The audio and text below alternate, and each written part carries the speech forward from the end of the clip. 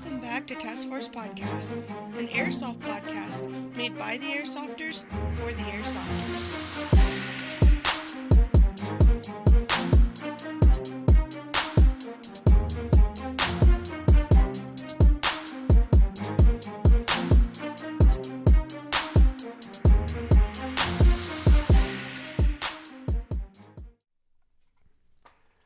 What's going on, everybody?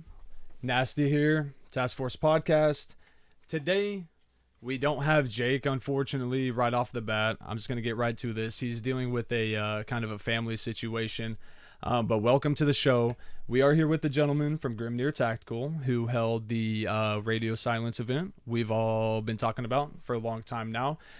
We have Doc and we have Rabbit. Say hello, guys. Sweet. So we're going to go over a little bit of the past event and kind of talk about what you guys learned from this and where you guys plan on going with it. And I'm just going to let you take it away. You guys go ahead.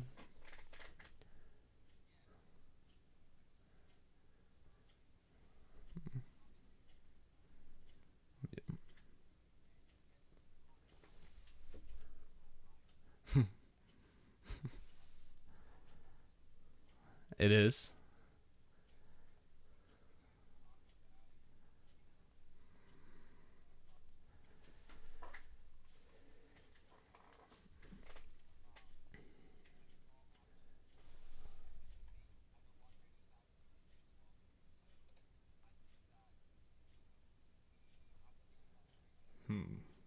Give me 1 second. They're saying they can't hear you guys. That was amazing. I'm not gonna lie. I don't know. Discord's stupid.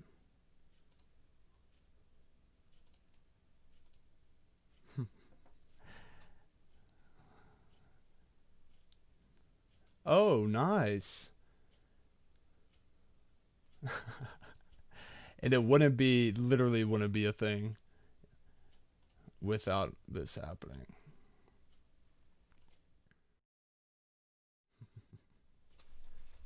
Here. We'll just call the man himself real quick. While we're live. You guys are going to see Doc is silent. Can't hear him. No, I can clearly hear you. Hey, Captain, since this is going super rough, stream can't hear Doc, and it's set up the way you wanted. Hey, Rabbit, are they able to hear you, possibly? There we go. Yeah, guys. I don't know, so what are you thinking here?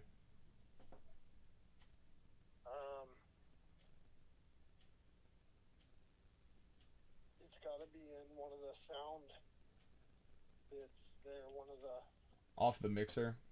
off the, not our mixer, but on the Streamlabs mixer. Yeah, which is currently picking up everybody's voice, or my voice. It's dancing like it's picking up their voice, but it's not. And in the Discord, it's fine. When you click the little gear above the mixer on the right, Yeah. does any of them say, click, change, you see guest audio or guest? Is that one moving right? Yeah. Change it. There should be a drop down item that says mute output.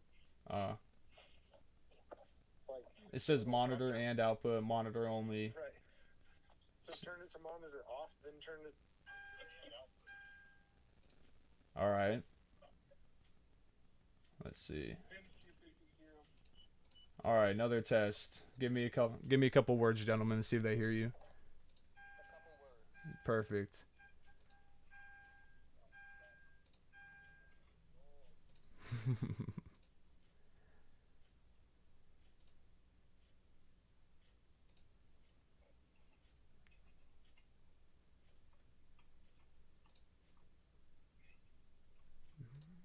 Nope, still nope. Telling you, man. This is nothing changed since we did anything last time. I can't hear you if you're on speaker. nothing has been changed on our end. Yeah. So you're just gonna have to keep you have to change it to monitor off, then change it to monitor output, input out, like output and. Right. That's what I did. And still nothing. There's monitor output, but it Yeah. mutes the output. You don't want to mute the output. No, I understand that. Yeah. But they can hear you. This bad boy? This is why I always want to start it early. So that way I can make sure everything sounds good. Oh, on Discord. If you're talking about Discord, yeah, this is just for us. I have to drag you into this. Yeah. So. Super scuffed. It's just people on the live can't hear them. Right, but they can hear me. Never been an issue in my entire life. Bro, I've had 30-man Discord servers all live at once. Never had this issue. So it's only on Twitch that they can hear you, not that they can hear you. No, they physically can hear me. It's just the Twitch people cannot. Hear them. Yes.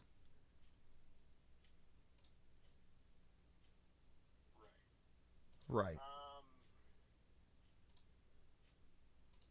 Super fucked. You're gonna have to do an audio capture. So you know how you added the display capture? Yeah. That same thing, do audio capture. Audio input capture? Output capture. Output capture, maybe? Input capture would be coming from microphone. Output capture would be coming from speakers, which would be technically them. Yes. Okay. Done. Discord as source. And then You have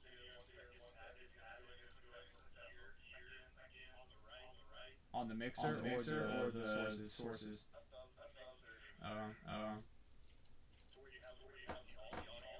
Right. Yep.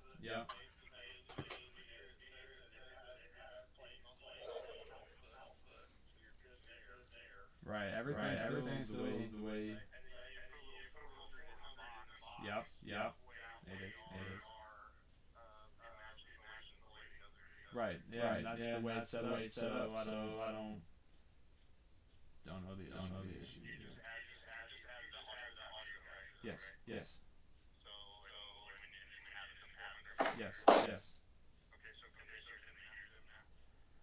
It's getting crazy. Reverb. I'd imagine. Gentlemen, I apologize. Do you mind one more time?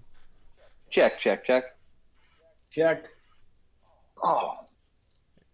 Are you guys getting bad reverb? No.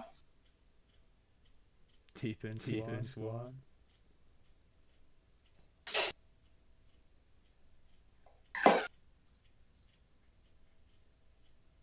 No one's good. Dude, this has got to be the best fucking situation people have ever seen in my entire life. Spexter said it's okay, bro, but is that off mine? Hear them, you are reverb. Thanks, mom. Okay, so why am I reverbing now? Holy fuck. Okay, so I'm gonna do skirt. You guys still hear me? Everybody still hear me? Yep. Cool. Yep. Chat. Maybe. Someone. How many people are watching? The whole six of them, which is cool. Baxter the homie. Mom. And then I believe your lady. Yes. Holy fuck, I got a yes. Okay, are you on your way yet? Because this is ridiculous. Perfect. Sounds good. We're gonna go back to this. All right, later, man. All right, people. Sorry. So they were just discussing whatever the fuck it was. So please go ahead, Doc. Now that everybody can hear you. Let's restart it, Doc. Go ahead. Okay, so I think, because my attention span's like a goldfish, Same. I think we were talking about just the radio sounds, right? Like how it ended, right? And so I think there's a couple different ways. to talk about it, like I think from like just an overall player perspective, like I think it ended super positive. I'm like I said, I'm hoping that this is kind of like Radio Silence's like funeral pyre, right? Like we've been talking about it for 2 months, which is freaking awesome and insane. I love it. Right. It's great to see, pictures still getting posted, videos, all that good stuff still going. There's a good buzz. I don't want it to overstay its welcome, which is why I'm really happy that we've announced episode 2, Captivus, which is, we'll get to that obviously in a few minutes here. But like, I think that the way it ended for players, again, I know we talked about it right after the event I think we were on, and the fact that when it was over, everyone kind of like dropped their stuff, and like people who'd been shooting at each other for 40 hours came together. The ones that were still there were like, this was awesome. Everyone's high-fiving, trading stories. It was, a party. So I think from a player perspective, it ended very well. I think if, Ian, if you want to add anything to that. Yeah, I mean, yes, I don't want it to overstay its welcome, but I think we should note that statement is to be said in the most positive way. Yes. We don't want it to overstay its welcome. Like, it had to happen. It did happen, and it went very, very well. But this was the foundation in which we're building this loyal following that's going to truly transcend into event number 2, 3, 4, and so on. So I'm glad Radio Silence has come and gone, because without that event happening, we'd have nowhere to go. So goodbye Radio Silence, and here's to bigger and better things. But I'm more interested in hearing from you guys, because we didn't really get to talk too much after the event, just some back and forth stuff. So you guys were there, you made the trip. We want to know what you think about all of it, and also the end and what we've been seeing over the last 2 or 3 months since the event. So I think it was, like you said, in my opinion, it was fucking the best thing to ever happen.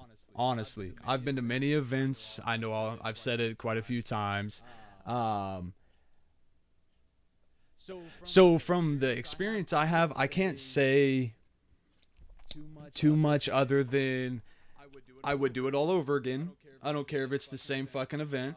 I'd sleep in the same container. The way it was played, the way that everybody acted, the way the different scenarios just naturally came about, right? So when the trade for me and Snake happened, I don't think that was planned. Fuck, no. Dude, I'm worth a bag of BBs, and that's good. I'm so happy about that. The way everybody reacted, the way everybody carried themselves to act the role was fucking flawless for me. And even just holding the camera most of the time and really being that, I never, okay, I can't say I didn't get trigger time, but I did. I just think the whole scenario, the way I was just so engulfed, I was so engulfed in this game. It's like a good fucking movie, right? You get watching. First 20 minutes is like, okay, cool, we're doing this. A couple hours in, we're like, this is fucking great. And then by hour, whatever, you're like, I'm in it to win it, and I will do it again. And I can't speak for Snake because he's not sitting here right now. But outside that, I can tell you, when me and him were balls to butt cuddling in that containers trying to stay warm, all we kept saying to each other is this is just the best thing to ever happen, and we sincerely hope there's a part 2. And it sounds like that's the case. So yeah. So I'll piggyback off Ian. So by no means is that like overstates welcome the negative thing. I think what we don't want, we don't want to get pigeonholed, right? Like we don't want to be like, oh, Radio Silence is the only thing we did. That's it. Like there's more. We've talked about it for long enough. We've alluded to it. Radio silences are kind of like, yeah, okay, this is actually a thing, and we can actually do this, and it actually went according to plan. Which I think is always interesting, because like we have a couple guys in the team who like want very specific details and plans, and I myself am the planner, but in my head, like the way I explain it to them is like, you're going to get really broad strokes because I can't tell you what 100+ people are going to do. Like you got to roll with it. Exactly. Which brings us to how it ended from a gameplay perspective, which is something I'll be straight up. We didn't plan it. So the way we have our story laid out is like there's a general plot line I have, right? Like I know where everyone generally is gonna end up, right? And we're gonna do our best to kind of get people there and as a certain number of episodes and like a certain number of paths. but like there's always going to be like we know where people are going to get to. We just have to keep like, okay, if this didn't quite end the right way, maybe we have to run like a second event before this other big one to like try and like shoo people over that way. A tester, like a little tester event. Is that what you mean? No, it's more like, okay, like say like I have like there's like 4 or 5 big things that happen in the story. Right. If the events don't end the right way, where it makes sense that's the next step, we have to then like say, okay, cool. We have to like basically inject a new piece of story in to try and get that to happen again, right? Okay. To be like, okay, well, it didn't end the right way. How do we try and like, where would they go next? And we kind of like have to take this big like detour to get people to the place where we kind of want them to be. Okay, that makes sense. And to be completely honest, like the whole like nobody that's listening to this should think that there is a right way or wrong way that these things end. It's completely dynamic in the sense that the way that this game ended, none of us even had this option on the table. This was not in our game plan whatsoever. It happened, and for those of you who don't know what happened, it was the Saturday night, the last night. I think it was like maybe 10 o'clock. Myself, along with a couple of unnamed, unknown operators, went in to obviously try to take a quick hit on some people in Forge 11, which was the IGC stronghold. I took a rogue grenade after, I'm going to say it, I'm going to brag, after killing about 20 of your guys with these people. Right. It was a great time, but I took a frag, went down. Somebody said, I got rabbit. And I was close enough to the command center and the talk that they heard my name. And somebody said, fucking grab him and pull him in here. Yep. And I was like, please bleed out. Like, by the rules, please bleed out. They got to me in like 30 seconds. They dragged me across this. I dead weighted the whole thing. I'm not letting them get me in there easily. And the event ended with me being stuck with them. They captured me. They held me captive. And also, I guess you could say the way that it really ends is the next morning when the CFI went to try to save me, they unfortunately failed, and I am now a prisoner of the IGC, which brings us to our second event. So it brings us to Captivus, and Captivus is Latin for prisoner. We sound creative. We're actually not. Google's our friend. But we, like Ian said, so yeah, I mean, that like we had talked about, oh, it'd be really cool to do a prison break event one day. That'd be dope. And then like that happened. We were like, okay, well, I guess we're doing the prison break next. Okay. So we one day meant like episode 8, 9, 10, something around we there. Were like, we didn't expect really number 2. Down. So the other interesting thing is like that I'll harp on is like, yeah, we got Ian out, we got Dr. Killian out from the IGC, but the CFI was able to capture the Forge. So I will drop that because that's not something the IGC is going to want to just give up, right? Like that's a really important asset. So I think the interesting thing about the way it ended is actually in the long run, I couldn't have picked a better way for it to end because there's a win for IGC, there's a win for CFI, there's an episode 2, and we've already set the stage, not making any commitments, but I mean, dropping a hint.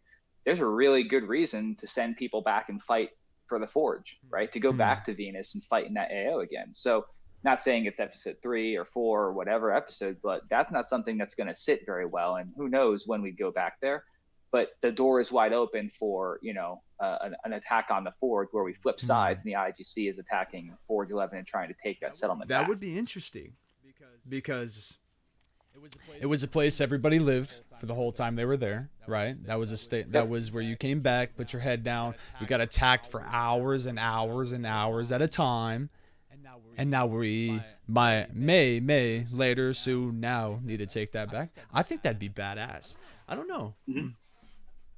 Well, that's so. Before we dive into episode 2, something that we constantly want to talk about is. I think we mentioned a while ago, is like we're not going to run just one format. So eventually, the way the storyline goes is this little rebellion is it's gonna grow, right? Conceivably, it's gonna get bigger, and the conflict's gonna escalate. And as these events happen, right, it's not like you're gonna fight one place and everyone's gonna fuck off and go somewhere. They want these things back, right?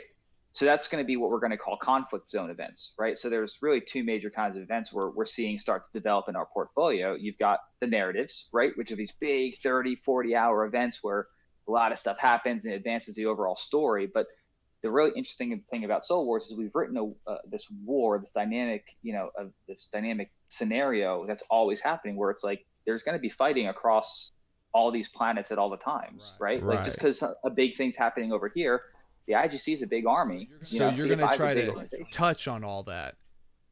Yeah. Is that what?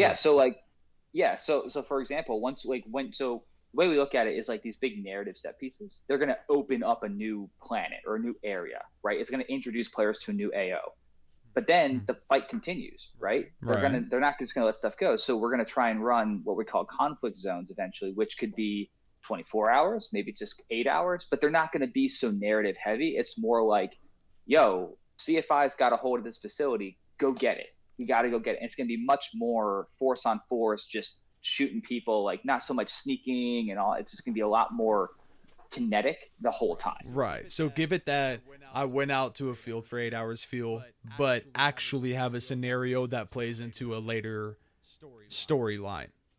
Yep. Yeah. That'd be so. Sick. I personally think that you can go to these single day events where they'll call it, I don't know, let's just say Black Hawk Down scenario game, right? Just for an example. You go to that and you're like, I'm going to this, I'm on this faction or I'm on this faction. You play the game, you go home. But I think with what we're doing, and we have just that small little detail that probably often goes overlooked of being like, this is just a single day event that plays potentially a really huge role in the narrative sized events. That's going to have people more inclined to put forth more effort and to really be driven to go to these events because, if they're saying, okay, I can make it to this 8 hour single day event to, let's just say, take back Forge 11, whatever, for example, not saying that's going to be one of them, but if that was one of the things, and they know that the outcome of them winning that over is going to impact the next 40-hour event they do, they're probably going to want to go, and they're going to want to be a part of that. Dude, so that would make me drive out almost every weekend. That's no lie. Like that, I would want to be involved with that so bad, especially after playing the original event. Yeah, and that's the whole thing. It's that sense of continuity. Right, it's that sense of, like Ian said, like those events, like the Black Hawk Down, the 13 hours events or whatever, like they're a boatload of fun. But like you go and it's over. Right. These are holy shit! I almost beat your ass, homie. I'm not even capping, dude. You literally almost got your shit beat in. I saw a shadow. Okay, sorry. Let this man continue real quick. Let this man finish his thought. I'll let me get his head. Sorry. Up, weird life event, and then. So yeah. All right, continue. Sorry, go ahead. Yeah. So like I said, to me it's the like, and I want to also stress that like these 8 hour events, the thing that's going to make it different is obviously it's the idea of the continuity. You're going to play them. So like Ian's example, say we do an 8 hour or 24 hour to go back and retake Forge 11, right? Right. Whatever happens at the end of that, like those are the events where we're going to say, okay, based on the end of this event, like, Forge 11 is a weapons manufacturing facility. So the winning faction, GrimnirTactical, is going to give that team 2 tag and launchers next event. Like just here players go have some tags and go. I'm not saying that. I'm just like, that's an example. Or like, here's the GrimnirTactical tank. Use it next event, right? Like you'll get something out of it. But the other thing I want to stress is like those smaller events that we're talking about. And again, there's nothing planned right now. We're still focusing on just getting these narratives really going. But the other key part is like, just because they're 8 hours, it's going to be like those Black Hawk Downs 13 hours, but you're still going to have the GrimnirTactical brand of immersion. Like we're not going to skimp on the quality, the immersion. You're still going to like do a drop ship in or whatever. You're still going to have the audio and the check-in and the uniform and everything's going to be there. It's just going to be condensed and focused, and there's less like mechanics. As if it was real life, because you're not just going to be like, I'm driving to this next battle, So they're talking about like possible, maybe not really, maybe miniature episodes in between their major episodes, right? So you're talking about. By the way, let us know if you can't hear us, but it was fine. I was getting some double. So that's why I turned that down. But anyway, so what you're talking about doing is you're talking about doing like you do a 40-hour milsim here, like obviously Radio Silence was 40 hours. Captivist is, I'm assuming it's going to be a 40-hour event, judging 30. on the dates. 30, okay. And then, so you're talking about doing like, here's a mini 8-hour milsim that like, will conflict the next giant piece of the puzzle. So and, like what we were saying is like as like the way we look at the narratives is like they're going to open up like the next map, essentially introduce players to the AO, but like the fight doesn't end, right? Like it's not like Forge 11 is a major weapons facility. IGC is not going to be like meh, okay, like they're going to want it back. So that doesn't require 40 hours, but this war is going to continue. And I can tell you that we have some really interesting things in like 2 years. What we're talking about doing, we have our Big Daddy event that we're like actually roughly talking about and planning right now. I think is going to blow people's minds, but it very much has that. There's multiple planets. This is a major war. There's things that are happening, and it's not always going to be like this big, huge. Best way I can think of it is like if you look at the scope of Star Wars, these smaller events are like Rogue One, right? It's a very condensed focus. You're going to go take this thing out, and it's a small piece of the puzzle. That's it. Right. Think of it like side missions versus main campaign. Yeah. No. Okay, that's what I was thinking about earlier. So if you do a side mission, you unlock something that's going to benefit your specific team or faction in the next 30, 40-hour event, whatever that may be. 30, 40, those 2 time slots of events are going to be very narrative heavy, maybe a little bit less contact, less fighting, less force on force, more of that immersive role-playing type of game versus, an 8 or 12-hour game where it's going to be like, oh, like you're here for a job and you're going to get it done. And doesn't matter what you're doing one of those 2 things.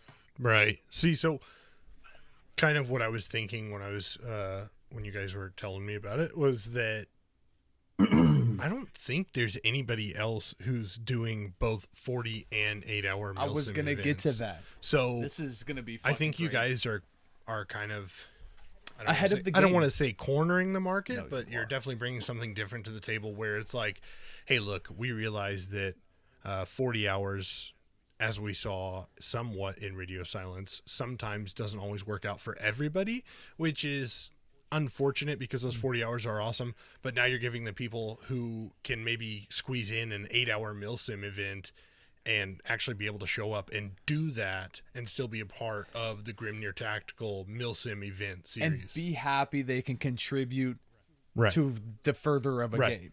Right. Yeah. There's a lot of factors even beyond our own, I guess I'll say this for lack of better terms, but our own selfish ways of how we want these events to go.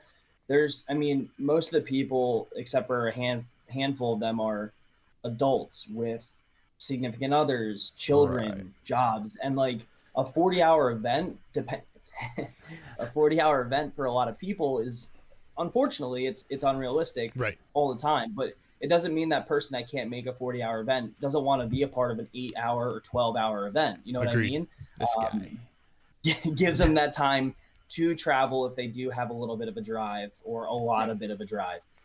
So we do want to cater to the masses. We want people of all skill levels to be able to enjoy our events, because you're going to have those hardcore people that, sleep under a tarp for 40 hours and they're fine with it and they love every second of it.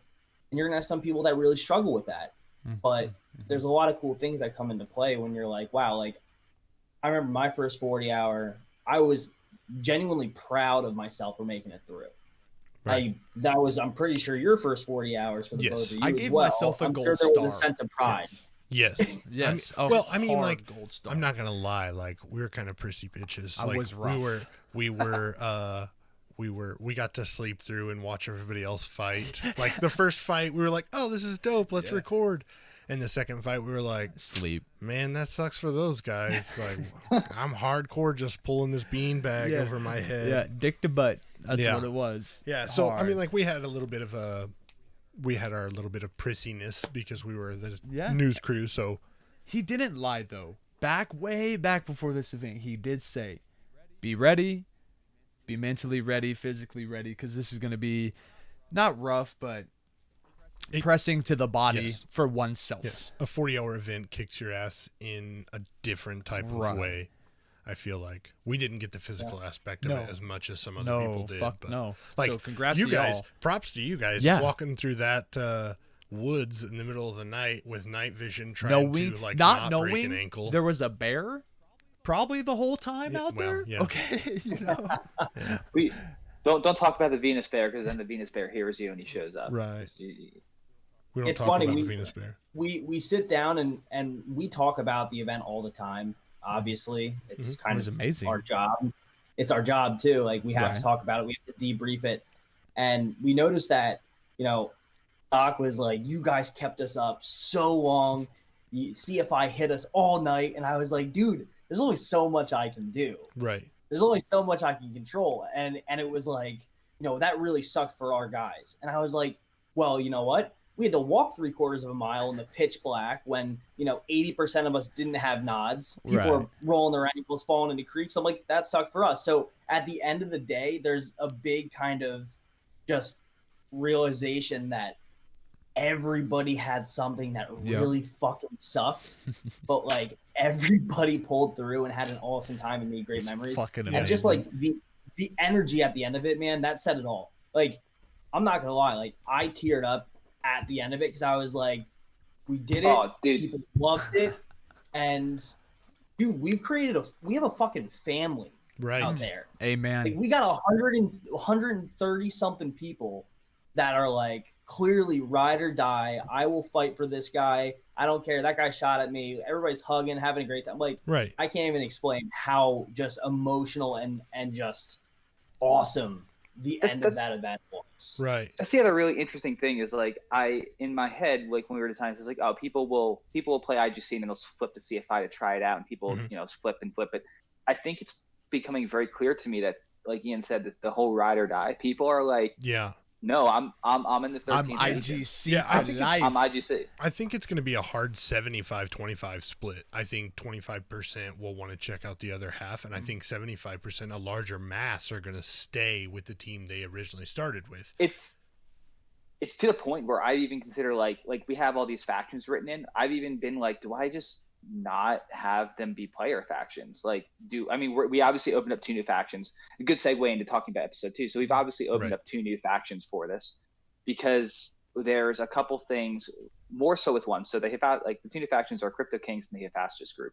Hephaestus groups are, for lack of a better term, like crazy adrenaline fueled, like arms dealers. Like, everything goes boom, boom, boom, bang, bang, tanks blow up like tag-ins. Like, that's what they do, right? Right. But but the other one is actually a lot more interesting, and that's being sponsored, so to speak, by our partner Maverick Wes, or Mav. We don't call him Maverick anymore. He's not Maverick. He's like the most straight right? No. So Hephaestus One of the group was Grimnir actually- guys. Yeah, one of the Grimnir guys, Mav. Yeah, so he, this group is their hacker group, right?